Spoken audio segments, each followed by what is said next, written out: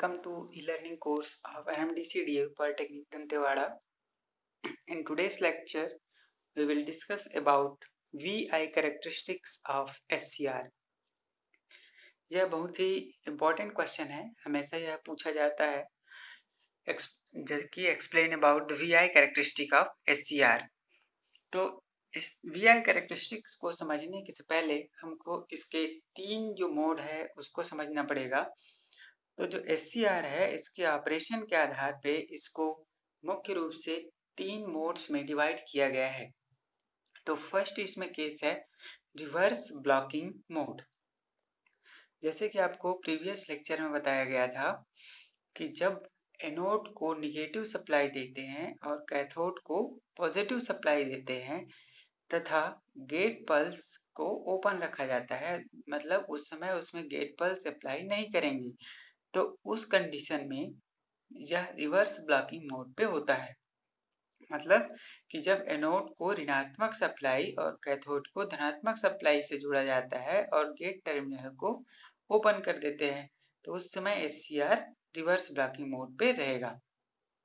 इस समय क्या होता है कि जंक्शन J1 है और वो जो J3 है वो रिवर्स बायस में होते हैं।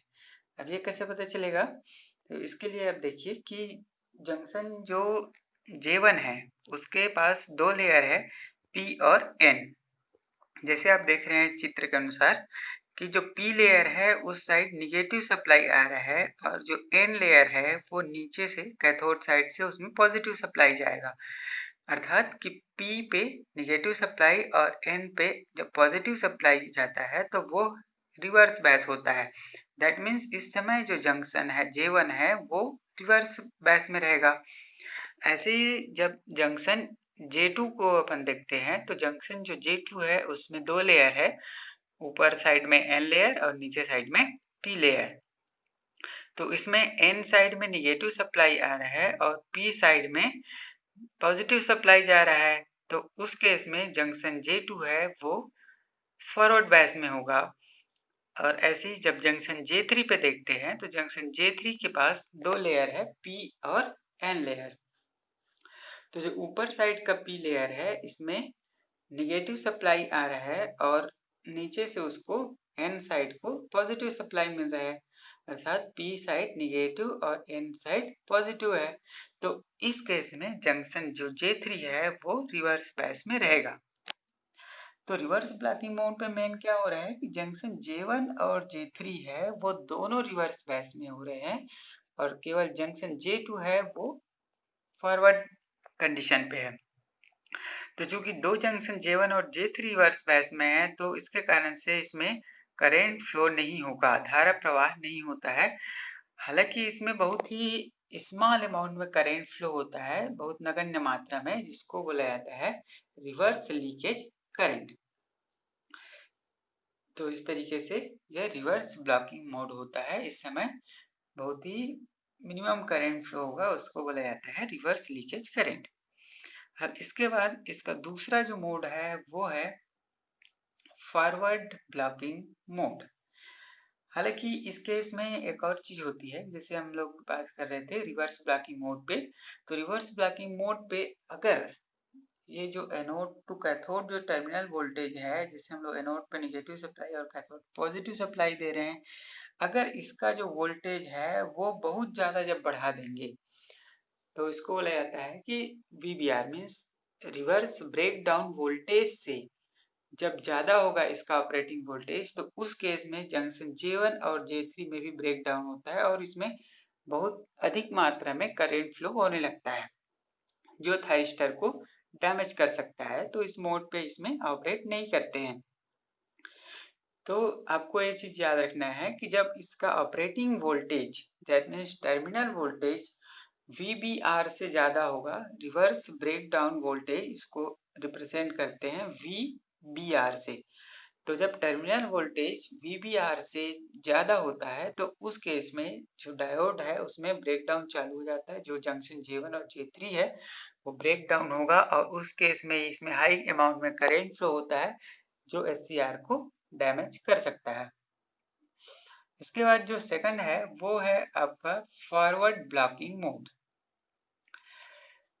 तो फॉरवर्ड ब्लॉकिंग मोड में क्या होगा कि जब एनोड है वो पॉजिटिव होता है और कैथोड है उसको हम लोग नेगेटिव सप्लाई देंगे, और इस समय भी जो गेट पल्स है वो ओपन रहेगा, मीन्स इस समय गेट सप्लाई नहीं देंगे। तो इस समय जंक्शन और जो J3 जंक्शन J1 और जो J3 है वो फॉरवर्ड बैच में होता है तथा जंक्शन जो J2 है वो रिवर्स बैच में होगा। अब इसमें क्योंकि जंक्शन J2 रिवर्स बैच में है तो उसके कारण से इसमें भी करंट फ्लो नहीं होगा, हालांकि बहुत ही स्मॉल जो लीकेज करंट है वो फ्लो होते रहता है। तो इसमें भी एक कंडीशन है कि अगर एनोड टू कैथोड जो टर्मिनल वोल्टेज है उसको बहुत ज्यादा बढ़ा दिया जाए, कहाँ तक, अप टू VBO, इसको बोला जाता है फॉरवर्ड ब्रेक ओवर वोल्टेज।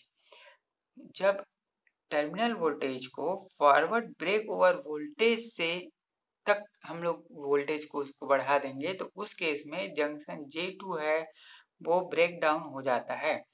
तो उस केस में इसमें करंट फ्लो होने लगेगा, दैट मीन्स यह कंडक्शन मोड में आ जाएगा। लेकिन अगर जब तक हम लोग इसमें नॉर्मल सप्लाई देंगे तो उस केस में ये ब्लॉकिंग मोड पे ही रहेगा, इसलिए इसको फॉरवर्ड ब्लॉकिंग मोड कहते हैं। अब इसके बाद है थर्ड, फॉरवर्ड कंडक्शन मोड। तो जो फॉरवर्ड कंडक्शन मोड है इस समय SCR जो है वो टर्न ऑन होता है। तो इसमें क्या होगा, वह सिमिलर केस होता है फॉरवर्ड ब्लॉकिंग की तरह ही, बस इसमें गेट पल्स अपने को एक्स्ट्रा देना पड़ता है। जब एनोड तथा कैथोड के मध्य फॉरवर्ड वोल्टेज को इतना बढ़ा दिया जाए तो जंक्शन J2 में अवलांचे ब्रेकडाउन होता है जिससे SCR ऑन होता है तथा उस अप्लाइड वोल्टेज को forward break over voltage VBO कहते हैं। इसके बारे में हम लोग अभी डिस्कस किए थे। अब इस केस में क्या होगा, जो फॉरवर्ड कंडक्शन मोड है इसमें भी एक चीज और रहता है कि जब हम लोग एनोड को पॉजिटिव सप्लाई देंगे, कैथोड को निगेटिव सप्लाई देंगे, और उस केस में जब गेट पल्स को ऑन रखते हैं तो उस केस में क्या होगा कि चूंकि जो गेट पल्स है वो नियर होता है जंक्शन J2 की, जो जंक्शन J2 होता है उसके पास में ही हम लोग गेट पल्स अप्लाई करते हैं, तो उस गेट पल्स के कारण से जो जंक्शन J2 है उसमें ब्रेक डाउन हो जाता है और वो कंडक्शन मोड पे आ जाता है। तो इसका पूरा का पूरा जो स्कीमेटिक कैरेक्टरिस्टिक्स है इसमें दिखाया गया है VI कैरेक्टरिस्टिक्स ऑफ SCR।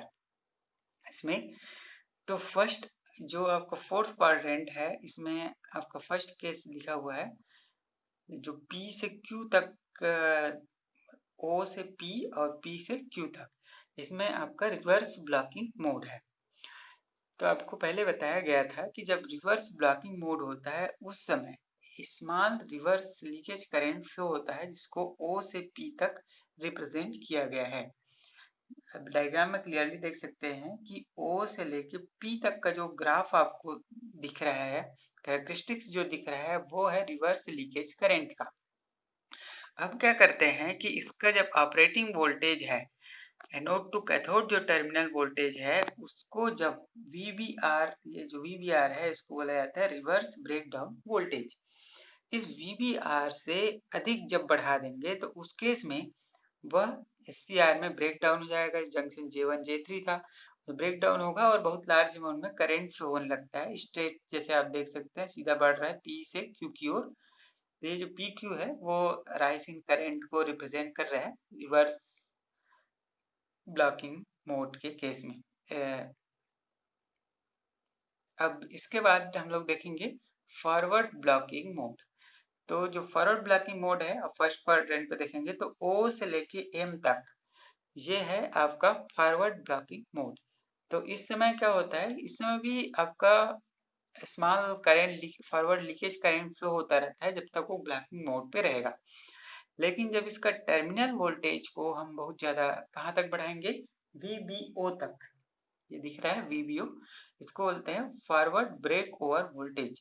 तो VBO तक इसका जो वोल्टेज है इसको जब बढ़ा देते हैं टर्मिनल वोल्टेज को तो उस केस में जंक्शन जो J2 है वो ब्रेक डाउन हो जाएगा और उसके बाद थाइस्टर कंडक्शन मोड में आ जाएगा। तो ये जो आपका N से लेके K तक का जो ग्राफ दिख रहा है ये है फॉरवर्ड कंडक्शन मोड। इस तरीके से ये जो आपको दिख रहा है वीबीओ के समय जो नीचे दिख रहा है IG इज इक्वल टू 0, मतलब इस समय हम लोग गेट पल्स नहीं दिए हैं।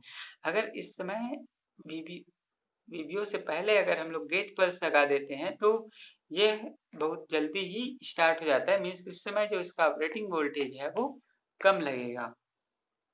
इस तरीके से इसका VI कैरेक्टरिस्टिक्स ऑफ SCR चित्र के माध्यम से दर्शाया गया है। तो आज के लिए ही बस इतना ही, बाकी नेक्स्ट वीडियो में हम लोग पढ़ेंगे।